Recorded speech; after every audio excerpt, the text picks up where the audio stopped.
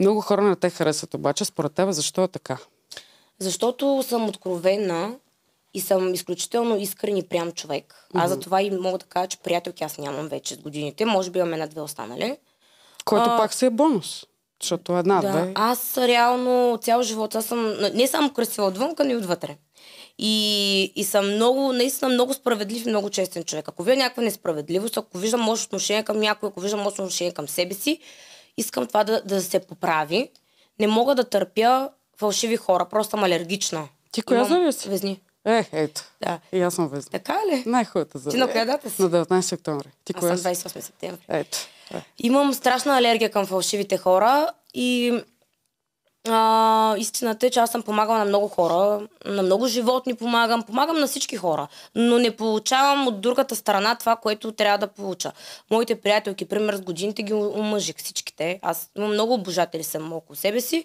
Всеки, който не искам, го подарявах. Омъжени ги, деца им се родиха, нито една не ме покани. Ти какво, завърташ, се сваляш ги и казваш ето? Не ги завъртам, те идват при мене.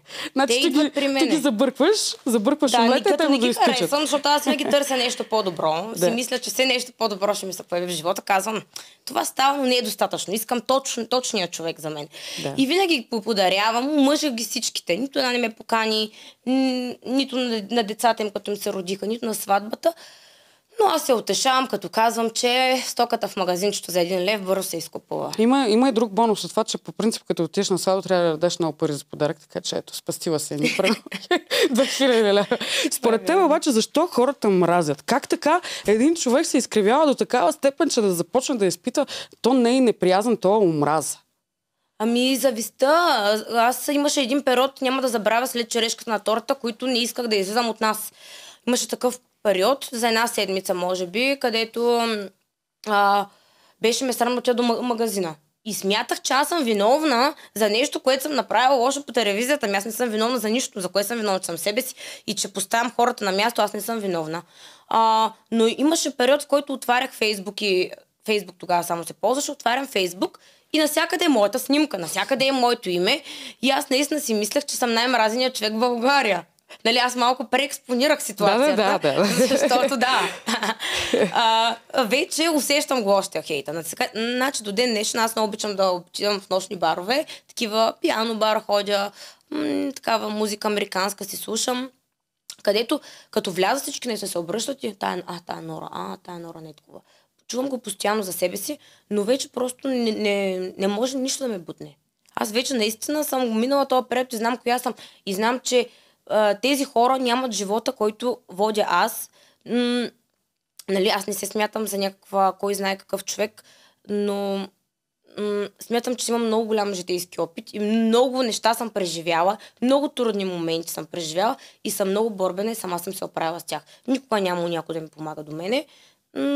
Блъскам сама живота от 18 годишна. Колко време ти отне да стигнеш от човека, който го е срам да излезе до магазина, до това, което си в момента?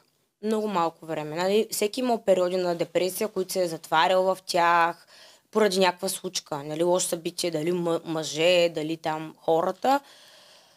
Но просто трябва да като се събереш и ти знаеш кой си. Ти знаеш колко прекрасен човек си, знаеш какво правиш. А аз знам колко съм добра. Никой не може някой да ми каже колко си грозна и колко не си грозна. Аз съм много красива, аз съм изключително добра, много интелигентен човек, колкото хората мислят, че не е така. Едно е какво покажеш по телевизията, друго е какъв си в действителност в живота. Едното е шоу-бизнес, другото е живот. И това е много голяма разлика. Ти се умяваш ли да разграничиш образа, който създаваш за пред телевизията и образа, който си вкъщи? Всеки човек, който се запознае с мене, ми казва, Боже, аз нямах такова мнение за тебе. Нали, има случаи, които примерно отивам в компания. Нора ли ще идва сега? В тая съм гледал по телевизията. Не искам изобщо да ми сяда на маста. Отивам и след това те просто искат да бъдат част от тяхната компания. Искат да бъда с тях, защото реално усещат моята енергия. Мислиш ли, че повечето популярни лица, не само в България, ами като цяло, създават грешна представа за себе си нарочно? Не, те не създават грешна представа за себе си. Предаванията създават грешна представа за хората. И те това целят.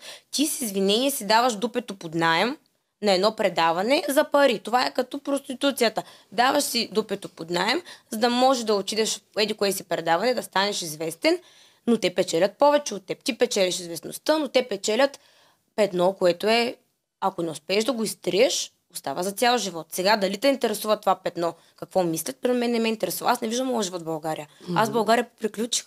Взела, дала съм. Това беше. Питопатан. Няма повече. Какво? Аз тук нямам желание нито децата ми да растат тая държава, нито мъжете, които общувам. Аз българин 5 години не съм била. Стига, бе.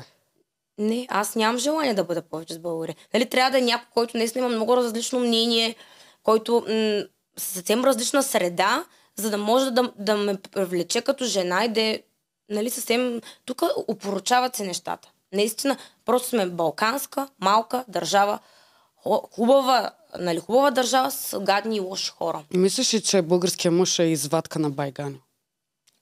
По-голямата степен, да. Защо? Защо така? Какво да ти кажа? Просто тук в България се гледа едно нещо. Колата трябва да е най-скъпата. От 200 000 нагоре. Апартамента, ти живееш в някаква мизерия в студентски град, но колата ти е последен модел. Защо? За да можеш да сваляш мацки с тази кола. Какво? Ти колата ли ще дадеш на тая жена, като се ожениш за нея, или дома? Аз предпочитам мъжа да е стабилен. Ако трябва да събира, да няма дори кола, но да има място, на където да живеем и да градим.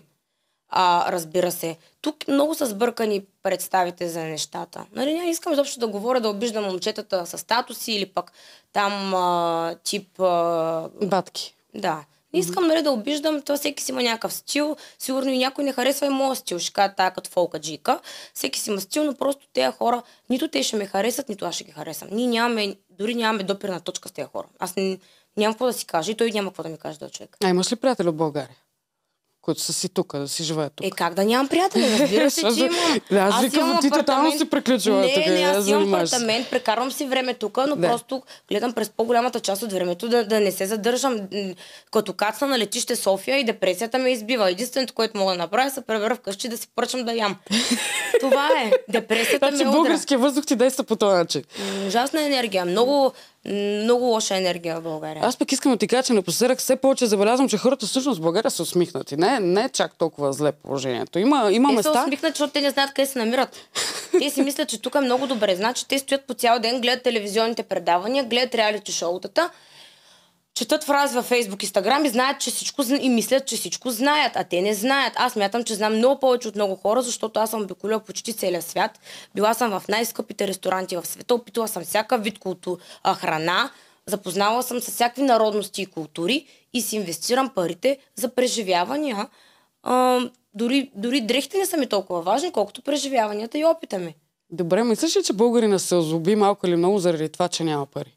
Това е най-главната причина. Но тук не е виновен човека, то не са виновни хората, които нямат пари. Това е срамота. Че нямат пари, а живееме и толкова... Искам да ти кажа, че аз тук излязах в най-модерните заведения в София. Цените тук в заведенията в София са същите, които аз плащам примерно във Франция, в Дубай, навсякъде сметките, които плащам за същата храна, тук е абсолютно същата стойност. И входа, като ми сложат 40 лева там за някои заведения, сега да ни казвам имена, абсолютно сметката ми е най-съща. Само, че гледката, фона, музика и там каквото гледаме е съвсем различно. И обкръжението там е на културни, нормални хора и там може да срещнеш хубави хора. Може да срещнеш хубави приятелки, може да срещнеш и интелигентен милионер, а тук може да срещнеш само кредитен милионер.